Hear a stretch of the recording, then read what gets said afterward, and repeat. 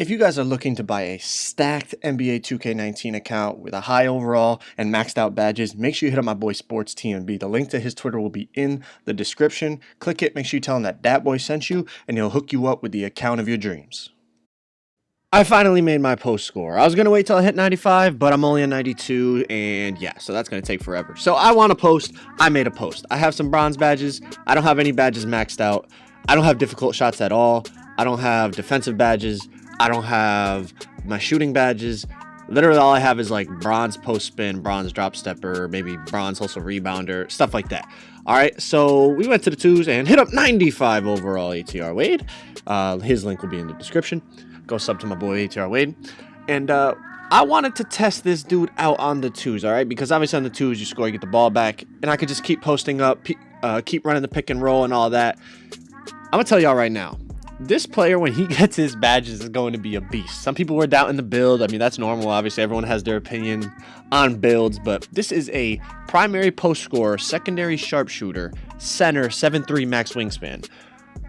Now, obviously, being taller and having the max wingspan drops his shooting attributes. But once I get those shooting badges, which obviously I don't have now, so you're not going to be able to really see the difference. But when I do get them, you'll see it. When I get those shooting badges, it'll make up for that loss of attributes. But the length, the wingspan, the height is crazy, bro. Like, you're able to intercept passes, block shots, contest shots, grab boards that most people can't because not a lot of people went 7'3" max wingspan on their builds this year. And also, it helps finishing around the basket because, like, he finishes so strong around the basket. And he doesn't even have badges. I can only imagine what he's going to be like when he's got his goal relentless finisher. And, you know, I think he gets like silver posterizer or whatever. So we go right to the pick and roll right away. We get a nice little layup. Also, if you're getting bored of 2K19 at all, just make another build. I'm telling you right now. Like, playing on the stretch gets a little repetitive. I've only played like maybe 200 something part games, but all the Pro-Am games and everything, it all adds up, and you kind of get a little fatigued, you know what I mean? You're playing the same damn style over and over again. If you make another build, it's like a breath of fresh air. Like, just playing these two games on this guy, completely just rejuvenated me and gave me energy to play 2K19 more often because it's just it's just something different. You could do different moves. Like, if we go to the hop shot, we get a full white. When I have no difficult shots. I don't even have it on bronze yet. I have no difficult shots. When I get gold difficult shots, those hop shots are going to be crazy.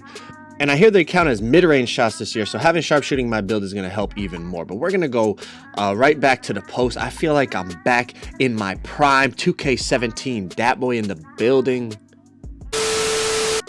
But no, in all seriousness, play a little defense, get the ball back.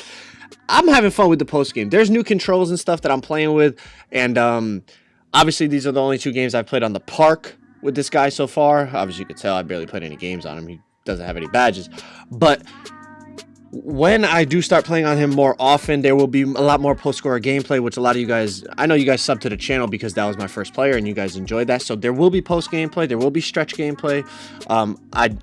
Once I get this player maxed out, I'm going to be starting my Pro-Am team, like my serious Pro-Am team. I've played Pro-Am, but like kind of just like messing around and whatnot. But I'm going to start my serious Pro-Am team that I'm going to be playing center for. So that'll be something to look forward to. A lot of Pro-Am content. Like, look at the, like, I don't even have maxed out badges and we're getting contact dunks out here. We're hitting hop shots. And I'm going to tell y'all right now, when you get takeover on a post scorer, you don't even have to know what you are doing and you are unstoppable. Like, takeover this year, in my opinion, is a little bit overpowered. No matter what build you're on, like, my stretch can just shoot from anywhere, shoot off dribbles. This post scorer, who's not even anywhere close to hitting his full potential, like, look at the animations that you get. Like, you just toss dudes out of the way. It is absolutely fun to play on. Now, playing against it, yeah, it sucks, don't get me wrong, like, because you really can't do much. Like, you really can't do much about it. Like, look at this. Excuse me, thank you. Like, you really can't do anything about it. Like, you could try to foul him. You could try to back up so you can't get the body animations, but if you just back up, like, a good post scorer is just going to shoot like a little step back or a hop shot or even like a post fade on you if you just back up. But at least, I guess at least you're not getting bullied is my point. But that's the first game. We scored 12 points. 6 for 8 from the field. Not a great game, not a bad game, but just kind of getting used to things and testing it out. Now look at all the games we have waiting. Like, look at how lit the parks are in 2K19.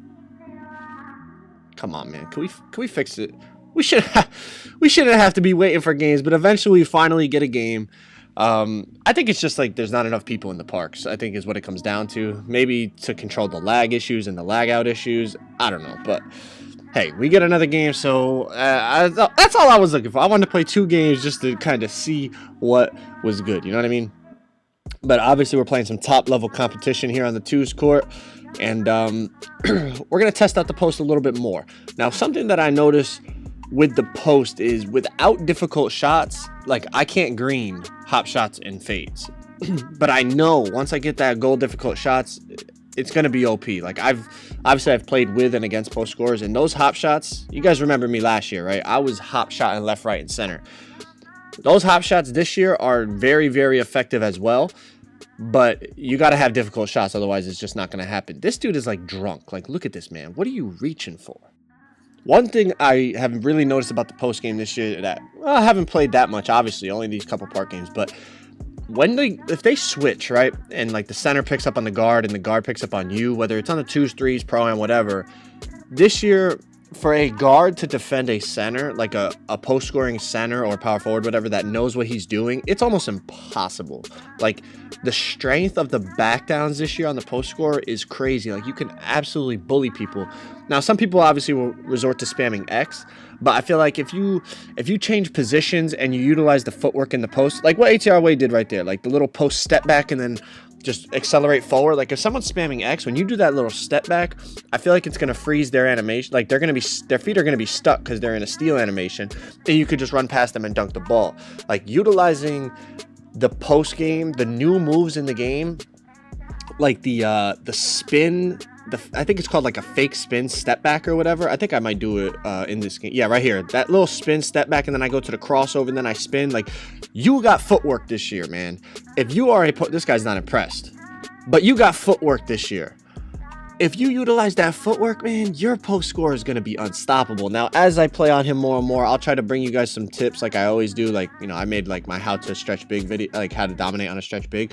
I'll make a how to dominate on a post score video as well eventually, but you got to give me, at least a week or two once I get my badges to really experience the full power of this guy. Obviously, I've played in the post for years, but it changes slightly every year. I shoot this 3 here. I got no badges. Like, what do you want me to say? I'm sorry. All right, give me a break. But we play D. We almost get it right back. But like I said, give me a little bit of time to get used to the post game, because I don't want to give you guys tips that aren't fully accurate. Everything I do is fully honest, and I give you guys stuff that I know works. Like same thing like with the stretch big video, that stuff works. I've been doing it for weeks. I know that it works. Give me a little bit of time on the post and you guys know I got you. If you have any tips for me, leave it down in the comments, because like I said, I haven't really played on the post this year. This is my first time, but look at the power back downs, the power drop steps. I'm telling you, bro, this build is a ton of fun, and he's not even at his full potential. When he gets like his badges maxed out, which I'll try to get that done this week. So all right, I'll try to get it done this week. I hate my career.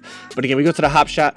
It's white. But again, I don't have difficult shots, and we're still making that's a pretty deep hop shot. You know what I mean? I have no difficult shots. I'm still knocking it down. I know I'm gonna be greening those once I get my difficult shots. Look at the back downs. He ends up jumping, which draws me into the foul. That's another thing with this year that I've noticed with the bigs. If somebody jumps early, your player will automatically jump into them and get a foul, which in the park isn't that big of a deal, but in Pro-Am, it's so useful because you're getting 2 free throws. And on this build, I get silver free throw ace, so I'm going to shoot a good percentage from the free throw line. It's easy buckets. The post game, I think this year is my favorite year just because of the variety of things you could do. You could fade, you could hook, you could hop shot, and then all the new footwork is great. Look at the post, the takeover. Whew. Imagine when I hit 94 on this build and I get that dual takeover, and I have sharpshooting takeover and post scoring takeover. That's going to be something crazy. That video, when I finally get it, is going to be crazy. I'm going to be getting green animations from 3 on a post score and getting big body stuff down low. Those of you that doubted this build, I'm telling you, it is a good build, but I think you got to have the right skill set to use it. It can't just be in anybody's hands. It's not going to be a good build. If you got the skill in the post and you can shoot, this build is really, really good.